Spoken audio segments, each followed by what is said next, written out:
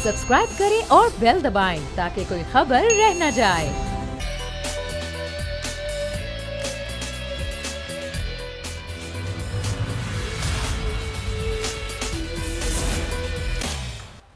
अस्सलामुअलैकुम। प्रोग्राम में मैं सुमैया रिजवान आपको खुश आमदीद कहती हूँ। नाज़रीन, अब ये लफ्ज़ छोटा लगता है कि महंगाई ने आवाम की चीखें निकाल दी। अब ये लफ्ज़ छोटा लगता है कि शदीद किल्लत पैदा हो गई। अब ये लफ्ज़ छोटा लगता है कि इस महंगाई की शिद्दत को आवाम बर्दाश्त नहीं कर पा रहे हैं। लेकिन असल बात यह है कि अब तो आवाम का ऐसा लगता है गला घोटा जा रहा है, उनकी ज़िंदगी उन पर मुश्किल कर दी गई है। क्योंकि जिस तरीके से महंगाई हम देख रहे हैं कि बढ़ती ही चली जा रही है, आवाम ये पूछ रही है कि तब्दीली हुकूमत हम क्यों लाए, ये तब्दीली आखिर क्यों आई। ये आवाम का सवाल है, ये सवाल हमारा हरगिज़ नहीं है। अब भी हम देख रहे हैं कि हुकूमत यही कह रही है कोई बहरान नहीं है, हुकूमत यही कह रही है घबराना नहीं है। तो ये कब तक ना घबराए आवाम। आटे की शदीद किल्लत पैदा हो गई है, चीनी की कीमतें बढ़ गई हैं और चीनी की कीमतें बढ़ने के बाद अब चीनी की किल्लत पैदा होने का खदशा भी पैदा हो गया है। तो ज़रा इस पर हम बात करेंगे, लेकिन सबसे पहले आपको बता देते हैं कि वज़ीर-ए-आज़म इमरान खान साहब से कुछ ही देर पहले रज़ाक दाऊद और खुसरो बख्तियार की मुलाकात हुई। इसमें छोटे ताजरों के मसाइल और गैस की कीमतों के हवाले से बातचीत की गई है। लेकिन एक मुआशी टीम के साथ वज़ीर-ए-आज़म इमरान खान का इजलास भी होना है, जिसमें ज़ाहिर तमाम तरह जो चीज़ें हैं, मामलात हैं, मसाइल हैं, वो ज़ेर गौर आएंगे। ज़रा पहले मैं इस सूरत हाल बात कर लूँ, फिर आते हैं आटे की सूरत हाल पर। शहबाज अहमद हमारे साथ हैं। शहबाज, बताइएगा, ये खुसरो बख्तियार की और रज़ाक दाऊद साहब की जो मुलाकात हुई, इसमें क्या गुफ्तगू हुई और मुआशी टीम के साथ जो एक इजलास है वो कब होगा? देखिए, जो खुसरो बख्तियार और रज़ाक दाऊद की मुलाकात हुई है वज़ीर-ए-आज़म से, उसमें एक खुशखबरी दी गई है कि इक़्तिसादी राब्ता कमेटी का आज इजलास था और वज़ीर-ए-आज़म इमरान खान ने कहा था कि मुल्क में महंगाई कम करनी है तो हमें किसानों को रिलीफ फराहम करना होगा। तो वो GIDC पे जो 20% जो थी वो खत्म कर दी गई है ड्यूटी बिल्कुल। और वो GID gas infrastructure development fees है बेसिकली, जिसपे यूरिया की खाद पर लिया जाता था और वज़ीर-ए-आज़म की हिदायत पर आज ETC ने उसको खत्म कर दिया है। और ये खुशखबरी वज़ीर-ए-आज़म को सुनाई गई। वज़ीर-ए-आज़म इमरान खान ने कहा कि इससे किसानों को रिलीफ मिलेगा और जो यूरिया की खाद है जो किसानों को सस्ती मिलेगी तो इससे आम आवाम को बराह रास्त रिलीफ मिलेगा। तो ये एक अच्छी खबर थी। उससे पहले एक इजलास हुआ, उसके अंदर जो छोटे ताजिर हैं, यानी कि 15 किस्म के ताजिर जो करियाने वाले हैं, जो और जो छोटे ताजिर हैं, गारमेंट्स वाले हैं, उन पर वज़ीर-ए-आज़म इमरान खान को बताया गया आज के बड़ी हैवी किस्म की ड्यूटीज और बड़ी हैवी किस्म की इंस्पेक्शंस लगाई हुई थी, जिसमें बहुत बड़ी रिश्वतदानी जो म्युनिसिपल कमेटीज और जो दीगर इदारे ले रहे थे। अच्छा। तो वज़ीर-ए-आज़म इमरान खान ने पूरी हिदायत की है कि वो तमाम छोटे 15 जो कारोबार हैं उनको रिलीफ फराहम किया जाए और इस एक माह के अंदर तमाम ड्यूटीज जो है खत्म। चले, ठीक है, ये खबर हो गई। शहबाज, मुझे क्विकली बताएं, मुआशी टीम के साथ मीटिंग कब है वज़ीर-ए-आज़म की? जी, अब से कुछ देर के बाद जो है मुआशी टीम के साथ मुलाकात होगी और उसके बाद जो है वज़ीर-ए-आज़म इमरान खान आज मुल्क भर के ताजिरों से मुलाकात कर रहे हैं। ताजिर इस्लामाबाद पहुंचे हैं, कराची, फैसलाबाद, लाहौर, मुल्तान से, जिनसे ताजिरों के मसाइल के हवाले से आज गुफ्तगू की। मुआशी टीम को वज़ीर-ए-आज़म इजलास के लिए बुलाया था कि जो आटे का बहरान है उसको कैसे कंट्रोल किया जाए। उसके अलावा चीनी महंगी हो रही है, तो ये तमाम तर चीजें महंगाई कंट्रोल करने के हवाले से आज इजलास में बात होगी। अब तो कुछ देर के बाद वज़ीर-ए-आज़म हाउस में बड़ी बैठक होने जा रही है, इसमें वज़ीर-ए-आज़म इमरान खान मुआशी टीम के साथ मिलेंगे। जाहिर है, बहुत शुक्रिया आपका शहबाज अहमद। अब जरा आटे के बहरान पर बात करते हैं। जो आज की खबर है वो पहले मैं आपको दे दूं कि अब बगैर रेगुलेटरी ड्यूटी के 3 लाख टन गंदम की दरामदगी की मंजूरी दे दी गई है। इससे कौमी खजाने को कितना नुकसान पहुंचेगा, इस पर भी हम बात करेंगे। अलबत्ता जो अभी तक फैक्ट्स एंड फिगर्स हैं, आसिम रज़ा साहब जो कि पाकिस्तान फ्लोर मिल एसोसिएशन के चेयरमैन हैं, उन्होंने ये कहा है कि जो 45,000 टन गंदम का अफगानिस्तान भेजने का मामला है उससे बहरान पैदा नहीं हुआ। वो कहते हैं कि 8 लाख टन गंदम मुर्गियों की खुराक बना दी गई। फीड डिपार्टमेंट ने 8 लाख टन गंदम मांग ली, जिसकी वजह से बहरान पैदा हो। उनका भी हम टेक लेंगे। लेकिन पंजाब जो कि सबसे बड़ा सूबा है जो कि गंदम प्रोड्यूस करता है, वहाँ पर गंदम की किल्लत पैदा हुई, जिसके बाद दूसरे सूबों तक गंदम पहुँची नहीं, कुछ गंदम ज़ख़ीरा कर ली गई है। मेहमान से तारुफ करवा देती हूँ आपका। कराची स्टूडियो से मैं ज्वाइन करें नज़ीर लगारी साहब, आपका बहुत शुक्रिया, प्रोग्राम में वक्त निकाला। पाकिस्तान पीपल्स पार्टी के सीनियर रहनुमा ताज हैदर साहब भी हमारे साथ मौजूद हैं। ताज हैदर साहब, बहुत शुक्रिया आपका, आपने प्रोग्राम में वक्त निकाला। ज़रा पहले मैं अपने नुमाइंदे से अपडेट ले लूँ, पंजाब में सूरत हाल इस वक्त क्या है, क्योंकि ये मैं नहीं कह रही नाजरीन, ये वजारत ख़जाना कह रहा है कि 41 लाख टन गंदम का ज़ख़ीरा अभी भी पंजाब हुकूमत के पास और पास्को के पास मौजूद है। सूरत हाल जानते हैं। सुधीर चौधरी हमारे साथ हैं। सुधीर, बताइएगा, पंजाब में आप क्या सूरत हाल देख रहे हैं? फ्लोर मिल एसोसिएशन क्या कहती है, पंजाब हुकूमत क्या कहती है? जी बिल्कुल, इस वक्त पंजाब में आटे की बहरानी सूरत हाल नहीं है, लेकिन सारी सूरत हाल यहाँ से गंदम दूसरे सूबों को और अफगानिस्तान को आटे की सूरत में भेजने की वजह से यहाँ पे सूरत हाल थोड़ी बहुत खराब हुई है। लेकिन कल इतवार के रोज 30,000 थैले ओपन मार्केट में मॉडल बाजारों में भेजे गए, जिनमें से 13,000 थैले वापस आए, ये कहना है फ्लावर मिल एसोसिएशन का। दूसरी तरफ flower mill association 25,000 metric ton गंदम जो है वो रोजाना की बुनियाद पर पंजाब की 876 फ्लोर मिलों को दी जा रही है, जो कि पिसाई करने के बाद ओपन मार्केट में देती है। लेकिन अलमिया ये है, या देखने वाली चीज ये है, इसमें से 30% गंदम जो है उसकी पिसाई नहीं होती। ये गंदम वैसी की वैसी 1375 रुपए गवर्नमेंट से खरीद कर ओपन मार्केट में 1950 रुपए फी मन के हिसाब से बेची जा रही है, जो कि चक्की आटे वाले या ओपन जो प्राइवेट खरीदार है वो खरीद रहे हैं और इस गंदम को वो जो अफगानिस्तान में भेज रहे हैं। दूसरी तरफ जो 70% गंदम पिसाई हो रही है, फ्लावर मिल्स एसोसिएशन और इसके जो मेंबरान है, ये लोग इसी गंदम में से ज्यादातर हिस्सा जो है अफगानिस्तान को स्मगल कर रहे हैं, दूसरे सूबों में भेज रहे हैं, क्योंकि वहाँ पे आटा महंगा है। 1200 से 1300 रुपए का थैला है, 20 किलोग्राम का। पंजाब में लाहौर में ये थैला जो है वो सिर्फ 805 रुपए का, इसलिए वो ज्यादा मुनाफे की लालच में ये सारी गंदम जो है वहां बेच रहे हैं।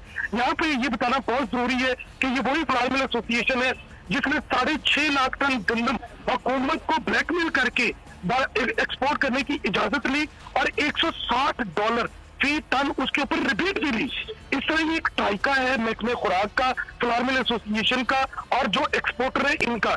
इस स्ट्राइके में मिलकर इस पंजाब के जो गोदाम के 70 लाख टन गंदम इसमें मौजूद थी, जिसको इन्होंने। ठीक है सुधीर, आप मेरे साथ रहिएगा, मैं आपके पास दोबारा आऊंगी। जरा मैं इस्लामाबाद की सूरत हाल क्विकली ले लूं। उमर हयात हमारे नुमाइंदे हमारे साथ है। उमर, इस्लामाबाद में आप क्या सूरत हाल देख रहे हैं? बिल्कुल जी, इस्लामाबाद में आज इक्तिसादी राब्ता कमेटी ने जो है वो 3 लाख टन गंदम जो है वो दरामद करने की मंजूरी दी है। और दूसरी जानिब अगर देखा जाए तो यही इक्तिसादी राब्ता कमेटी है कि जिसने नवंबर 2018 में 5 लाख टन गंदम बरामद करने की इजाजत दी थी और 2018 में जुलाई का दिसंबर जो है वो 4,61,000 मीट्रिक टन से ज्यादा गंदम बरामद की गई और जुलाई 2019 से दिसंबर 2019 तक 48,000 मीट्रिक टन से ज्यादा जो है वो गंदम जो है वो बरामद की गई। तो जब ये सूरत हाल होती है तो ऐसे में यकीनी तौर पर आपके मुल्क के अंदर जो क्राइसिस है इस वक्त गंदम का, तो उसको आपको डेफिनेटली देखना होता है और जो चीजें आपके पास होती हैं उनको पाकिस्तान को। बिल्कुल सही उमर हयात, बहुत शुक्रिया आपका। ये हुकूमत को अपनी स्ट्रेटेजी प्लान करनी पड़ती है। मैं गारी साहब आपसे स्टार्ट करना चाहूंगी।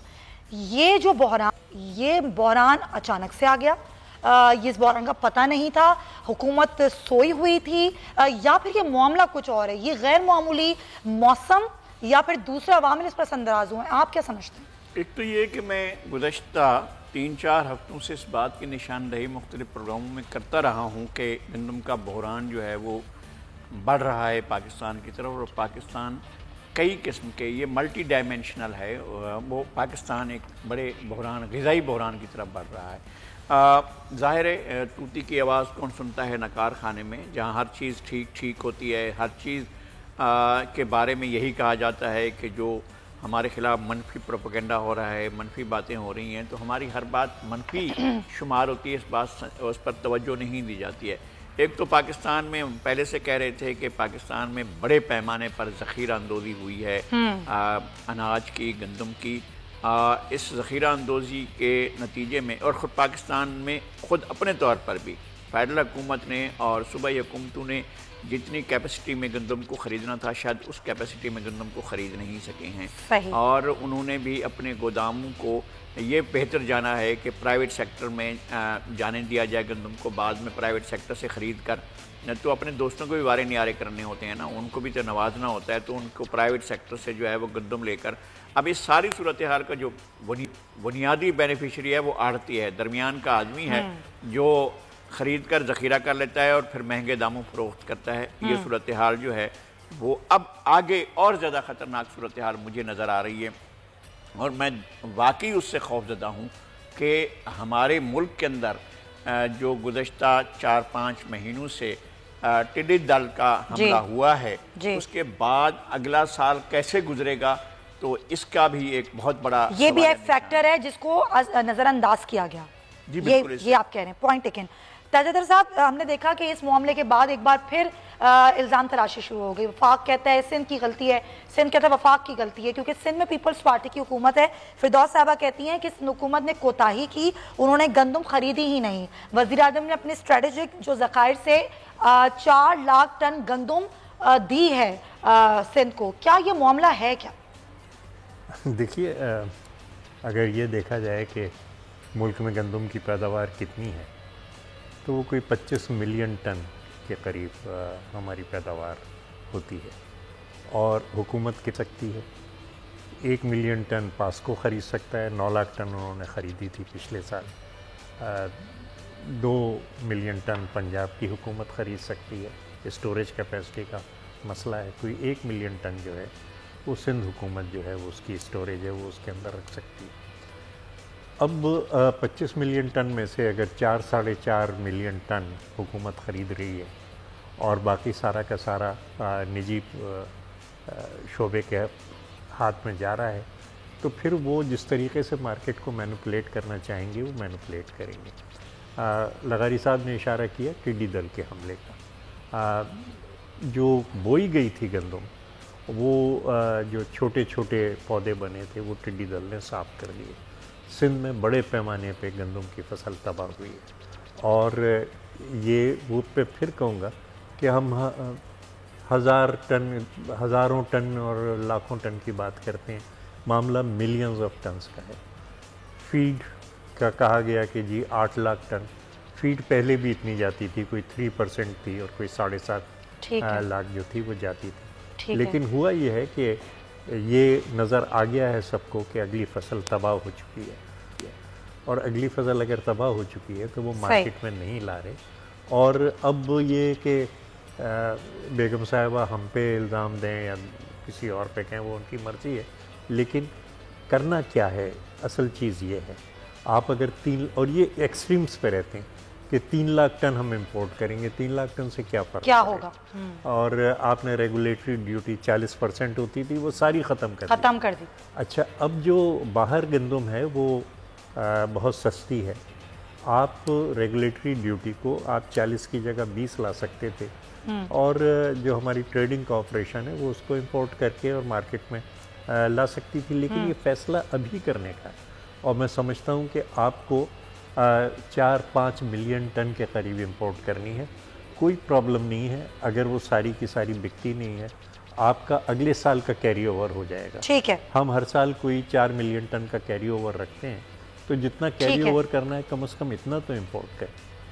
بالکل صحیح, بالکل آپ صحیح کہہ رہے ہیں. ابھی ظاہر ہے یہ آپ نے کہا انتظامات کرنے ہوں گے. البتہ ابھی جو خبر ہے اس پر ذرا ہم دیکھ لیتے ہیں نمائندے کا کہ وزیر اعلیٰ سندھ کی زیر صدارت اسی معاملے پر اجلاس ہوا ہے, اور انہوں نے اقدامات کیا اٹھائے ہیں ذرا وہ بھی جان لیتے ہیں. اور کراچی بالخصوص سندھ میں آٹے کے بحران کی اور آٹے کی قیمتوں کے حوالے سے کیا صورتحال ہے. ارشاد سنجرانی ہمارے ساتھ ہیں.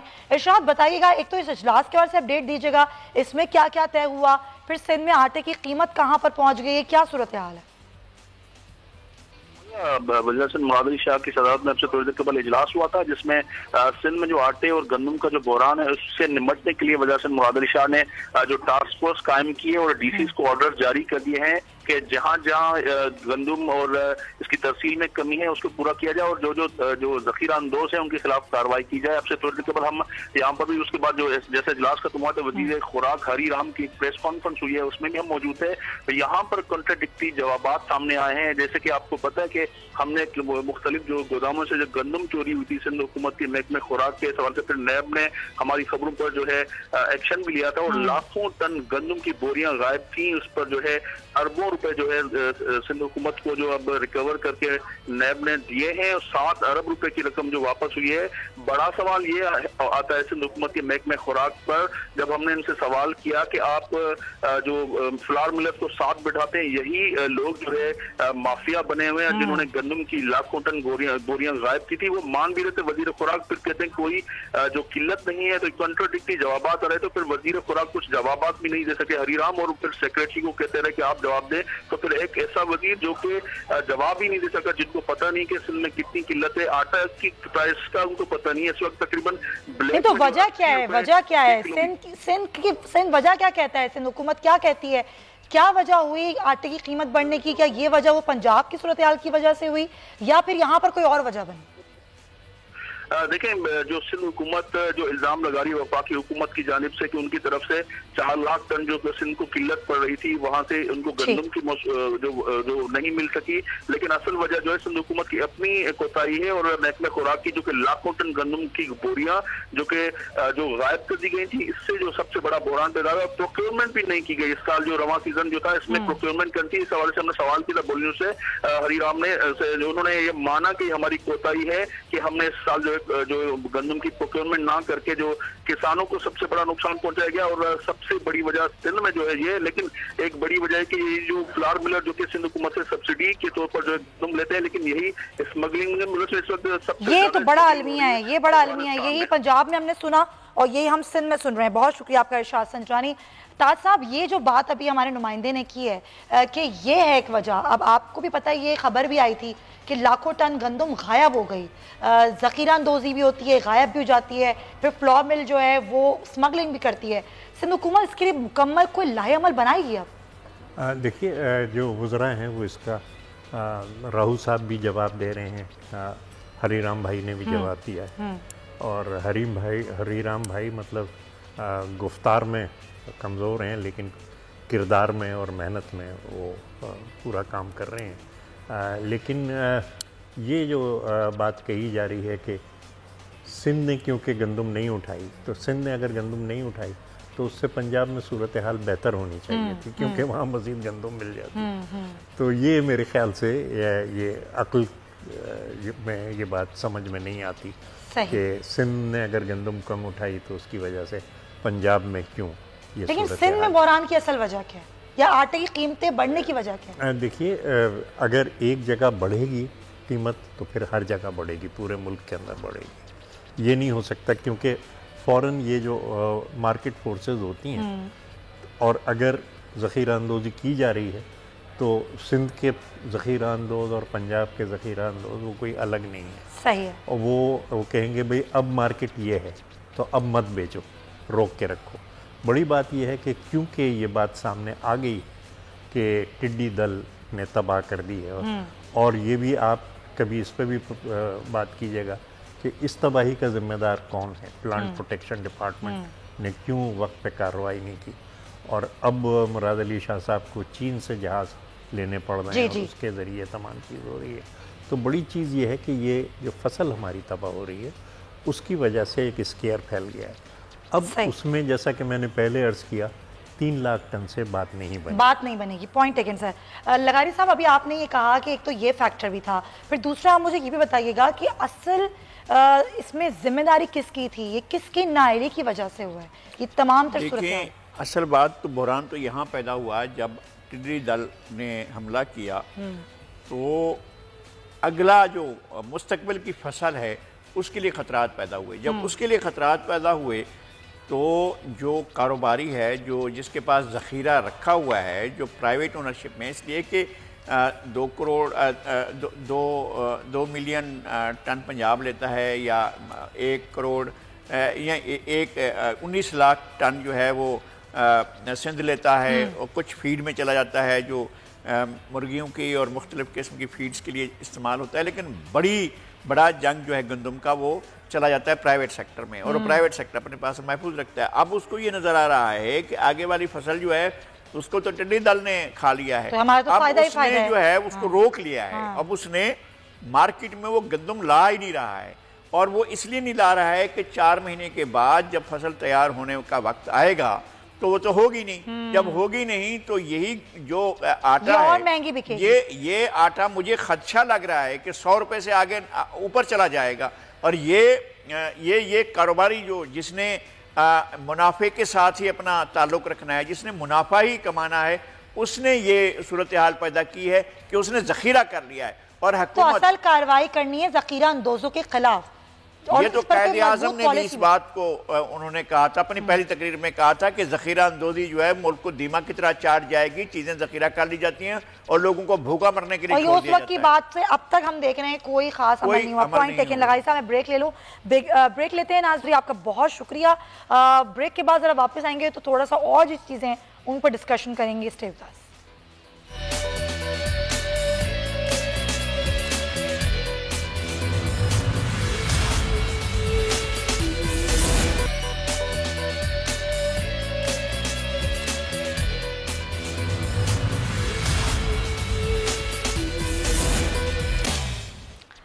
جناب آپ کو ایک بار پہ خوش آمدید کہیں گے. تو بہت سے مسائل ہیں لیکن ہم دیکھ رہے ہیں کہ ان مسائل کے باوجود جو حکومت ہے وہ اپوزیشن کے ساتھ ایک پیج پر بیٹھ کر بات نہیں کی جاتی، کوئی مشاورت نہیں کی جاتی. اگر اپوزیشن تنقید کرتی ہے تو یہ کام تو اپوزیشن کا ہی ہے، لیکن حکومت کی کیا اسٹریٹجی ہونی چاہیے، ان مسائل سے نمٹنے کے لیے لاہ عمل کیا ہونا چاہیے. ہم نے دیکھا کہ گیس مہنگی کرنے کی سمری بھی آج بھجوا دی گئی ہے. تقریباً 12% گیس کو مہنگا کیا جائے گا.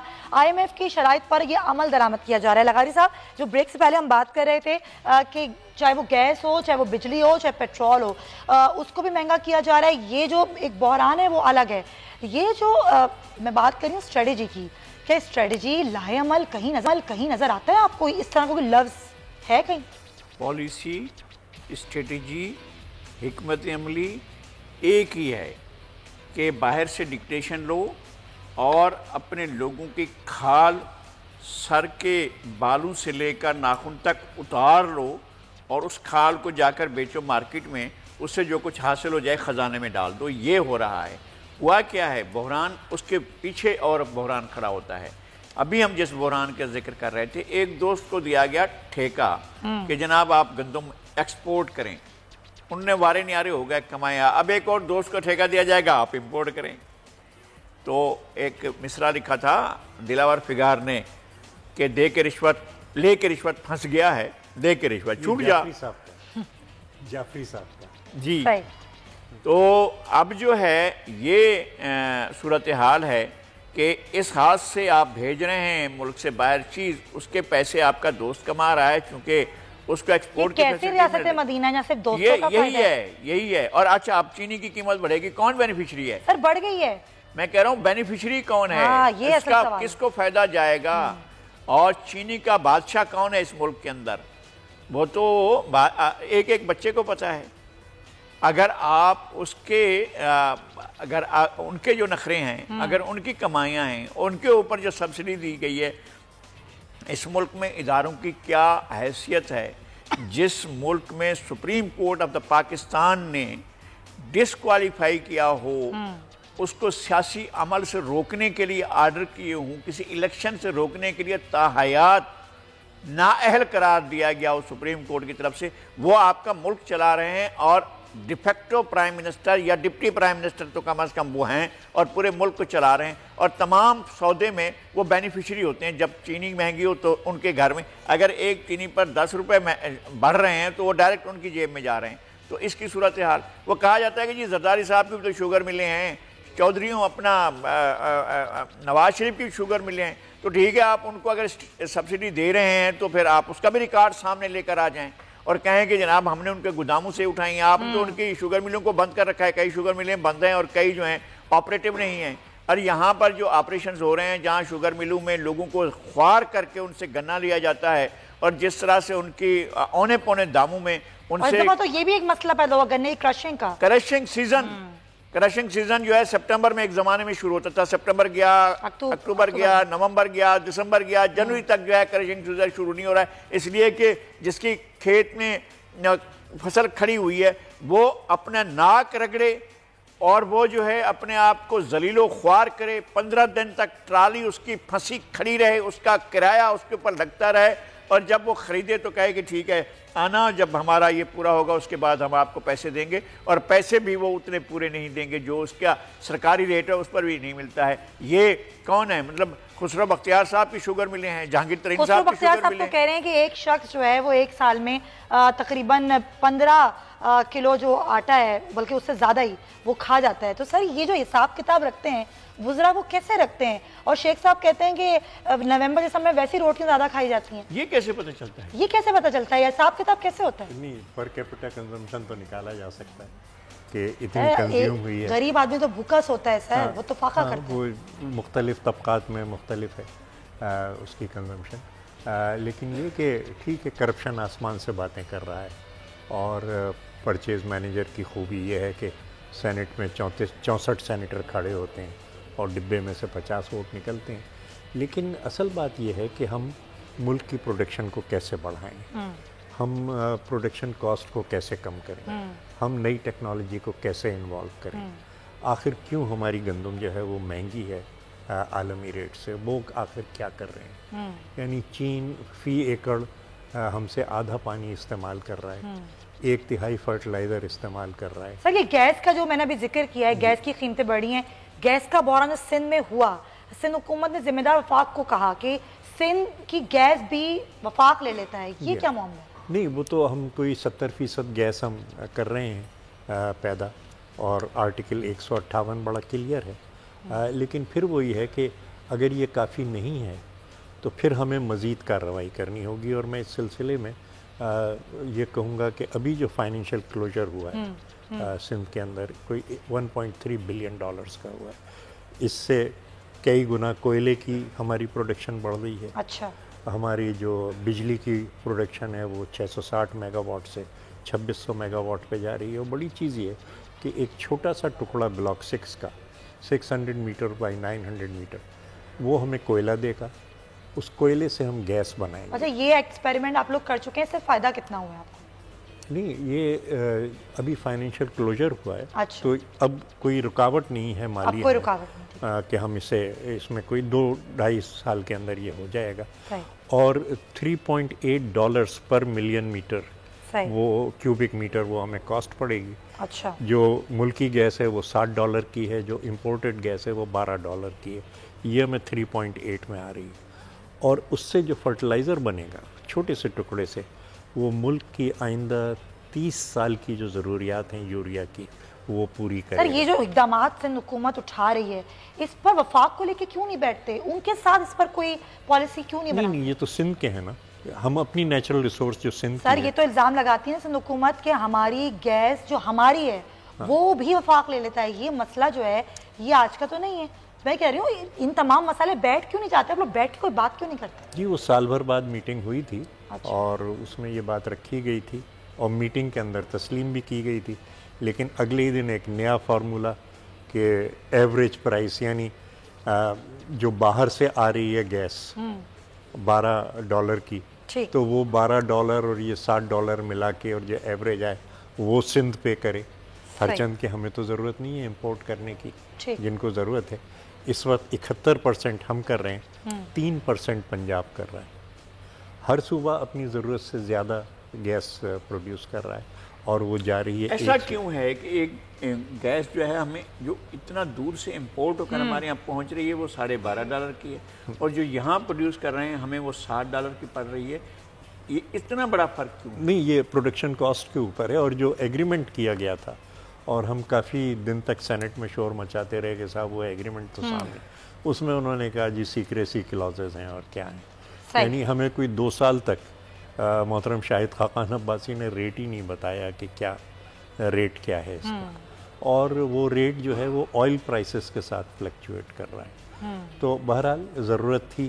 اب وہ ایران کی گیس جو تھی وہ ہم نہیں لے رہے، جو شاید $9 کی ہمیں پڑتی. لیکن ہم، اور اس کی ظاہر سیاسی وجوہات ہیں، میاں نواز شریف صاحب نے بھی نہیں لی، حالانکہ ایران کے اندر پائپ لائن بارڈر تک بن چکی ہے اور وہ رقومات دینے کو تیار ہیں اس پائپ لائن کے.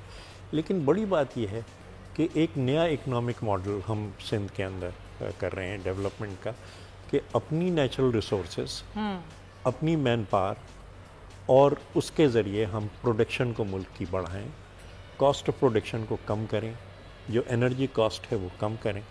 میرے خیال سے میں اس میں زیادہ وضاحت سے بات نہیں کر سکوں گا. بالکل صحیح. شاید مراد علی شاہ صاحب اس کی کافی تفصیل. اچھا سر، ابھی بریک پر جانے سے پہلے ذرا مجھے بتا دیں کہ ایک بار پھر یہ خبریں کہ کچھ وزارتوں کے قلمدان تبدیل ہو رہے ہیں، سندھ کابینہ میں پھر کھاڑ پچھاڑ ہو رہی ہے، ابھی سعید غنی صاحب کا قلمدان چینج ہوا، ابھی پھر خبر آ رہی ہے کہ اب ان کو محکمہ تعلیم کا قلمدان سونپا جائے گا، اسی طرح ناصر صاحب کو جو ہے وہ محکمہ اطلاعات کا قلمدان مل جائے گا. تو یہ کوئی خاص وجہ ہوتی ہے اس کی یا معمول کی تبدیلی ہے؟ اصل میں جو خیر تبدیلی تو کسی وقت بھی آ سکتی ہے اور کارکردگی کو دیکھتے رہنا چاہیے اور کون کہاں زیادہ لیکن بہت جلدی آئی ہے یہ. لیکن جو گڑبڑ ہوئی میں سمجھتا ہوں وہ ہمارے بھائی سردار احمد صاحب نے کی.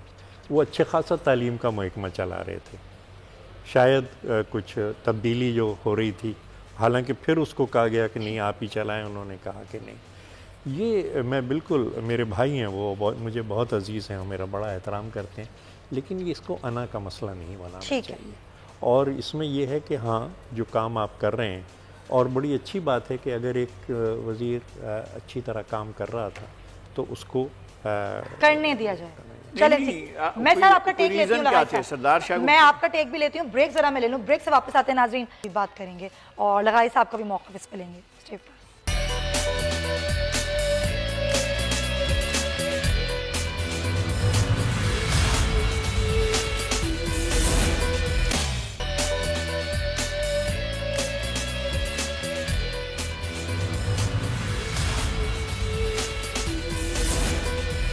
Welcome back. بریک پر جانے سے پہلے سندھ کابینہ میں جو رد و بدل ہے اس کا امکان ظاہر کیا جا رہا ہے، اس پر ہم تاجر صاحب سے بات کر رہے تھے. لغاری صاحب آپ کیا موقف دینا چاہ رہے تھے آپ اس پر؟ نہیں، میرا خیال ہے کہ اس طرح کی چیزیں جو کسی لمحاتی کسی واقعے کی وجہ سے اگر تبدیلیاں ہوتی رہتی ہیں تو پھر وہ دیر پر نتائج کی حامل نہیں ہوتی ہیں. یہ بات ابھی تک ہم سمجھنے سے قاصر ہیں کہ کیا وجہ تھی، کیوں اپنا سردار شاہ کو ایجوکیشن منسٹری سے الگ کیا گیا.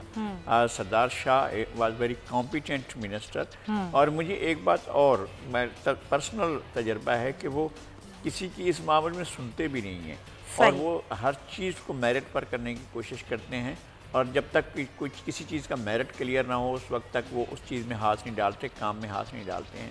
اور ان کے علاوہ سعید غنی، انہوں نے جس فیلڈ میں آپ نے کہا ڈیلیور کریں تو انہوں نے ڈیلیور کیا ہے.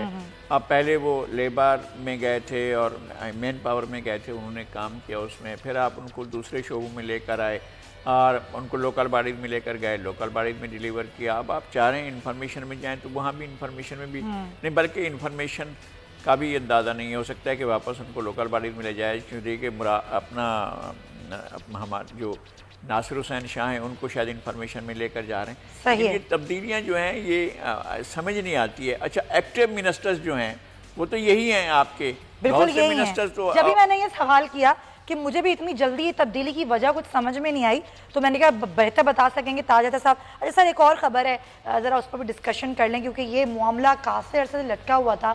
ہم دیکھ رہے تھے چیف الیکشن کمشنر کے ظاہر تقرری کے حوالے سے کوئی ایک نام پر اتفاق نہیں ہوتا، لیکن ابھی ذرائع کے مطابق یہ خبر میرے سامنے آئی ہے. ہم کوشش کریں گے کہ اپنے نمائندے سے بھی ہم یہ خبر کی تصدیق، کہ ابھی خبر سامنے آئی ذرائع کے مطابق کہ چیف الیکشن کمشنر کے لیے جو نام دیا تھا حکومت نے سکندر سلطان راجہ، اس پر اتفاق ہو گیا ہے، کیونکہ 3 نام حکومت نے دیے تھے، جمیل احمد، فضل عباس اور سکندر سلطان راجہ صاحب کا. اپوزیشن نے ناصر کھوسا اور اخلاق تارڑ اور ایک اور نام اور دیا تھا اپوزیشن نے. تو یہ ان ناموں پر سننے میں آ رہا ہے، ابھی ذرائع یہ کہتے ہیں کہ اتفاق ہو گیا، اور 2 ممبران کے لیے بھی جو چیف الیکشن کمشنر کے علاوہ جو ممبران تھے الیکشن کمیشن کے، اس پر بھی اتفاق ہو گیا. تو صاحب اچھی بات تو ہے، اگر ایسا ہو گیا ہے تو بہت ہی اچھی بات ہے کہ معاملہ ایک طرف ہوا.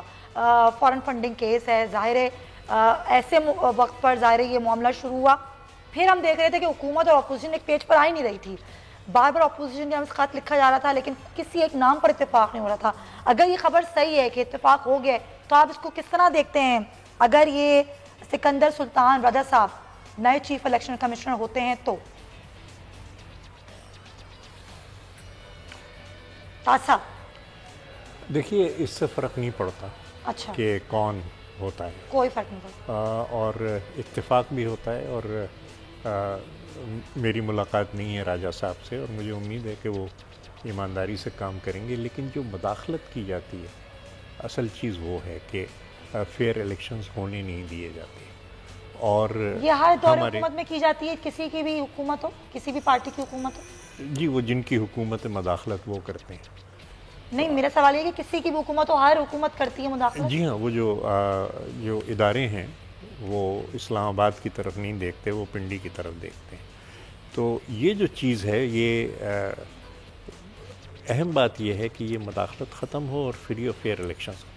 ہمارے مسٹر جسٹس فخر الدین پورے ایک قابل فخر، پاکستان نے شاید اتنے اچھے آدمی بہت کم پیدا کیے ہیں. پھر مسٹر جسٹس رضا، میری کافی ان سے میٹنگز رہی ہیں. لیکن اب بات وہی ہے کہ اگر وہ آزادی کے ساتھ اپنا کام کریں گے، اور کیونکہ قانون میں انہیں بہت پاورز دی گئی ہیں، جو 2017 کا قانون ہے ہمارا الیکشن کمیشن، اس میں بہت پاور، ان پاورز کو استعمال کریں صحیح طریقے سے، اور اس بات کو یقینی بنائیں کہ الیکشنز جو ہوں وہ فیئر ہوں. یہ نہ ہو کہ بالکل فری اینڈ فیئر الیکشن. ہاں، کہ پولنگ ایجنٹس کو سب کو دھکے دے کے نکال دیا گیا. ٹھیک ہے. یا 128 پولنگ اسٹیشن جو پولنگ ایجنٹ ہیں 78,000 میں تو سے. یہ جو ایک بالکل صحیح سر، یہ کنسرن تھا تمام جماعتوں کا. کوئکلی لغاری صاحب، اچھا ایک بات اور موقع کنسنٹ سے نیب کے چیئرمین بھی بنائے گئے تھے، جی جی، اور جنہوں نے کنسنٹ دی تھی وہ دونوں اس وقت جیل میں. صحیح.